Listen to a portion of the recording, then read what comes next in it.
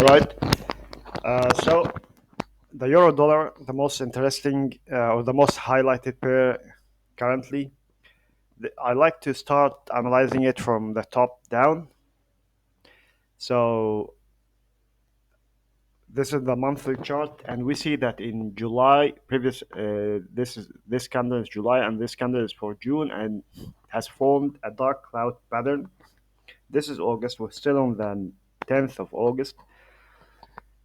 So this is unconsiderable candle. So this is a very bearish sign on the monthly chart, right? This is from one side. From the other side, if the price has broken the top here, it's going to go parabolic because this is considered to be inside bar, and in this case, this is going to be the third wave of five waves. This is going to be one, two, three. Probably this is going to be four or something, or the continuation of three. I don't know. Remember, there is a huge trend line here from many years ago. So if it may go up to touch this and break it and go higher and higher. This is if it bro if the this all will happen if the Fed has lowered the rate, which is going to be on September, or any other news that may push the price higher. But at least this month, I believe it's going to be. Let's go first to the weekly chart to see. Okay, on the weekly chart here, we see that the price was forming since the beginning of the year. Five waves here, five elite waves, one, two, three, four, five, and started to correct. But in the correction, it has formed expanding triangle, which is insinuating that the price is going to go lower harmoniously with the monthly chart, which has formed dark cloud in the previous 2 months. Pattern in the previous 2 months. Let's go to the daily. The daily here also is going to make it clearer for you, going to make the expanding triangle much more clearer. So possibly that the price is going to touch that line at 1700 before it go lower and lower.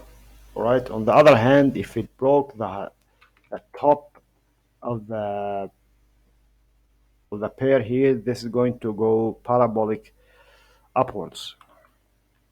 Okay.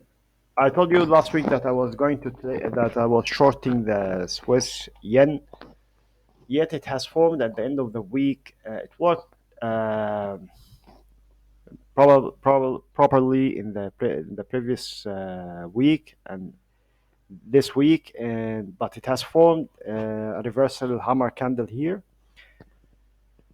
As a result, I'm going to be cautious. I may go out of this pair on Monday, but on the daily chart here, when we see the daily chart, we'll see that it it was dropped under the first moving average, which insinuates that it's not going to be easy bullishness.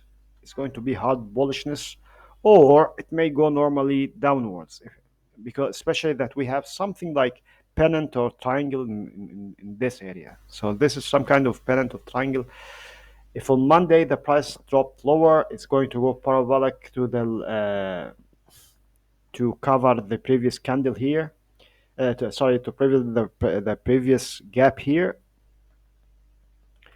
On the weekly chart, this means that the price may, if the price if the price broke the the, the low of the last week's bottom, it's going to go lower and lower.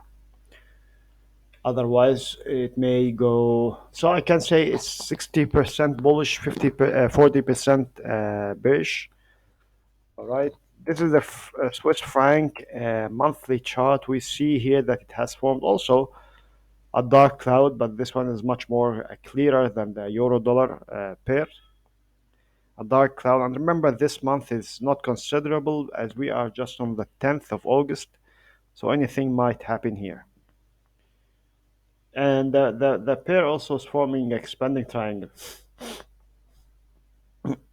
All right.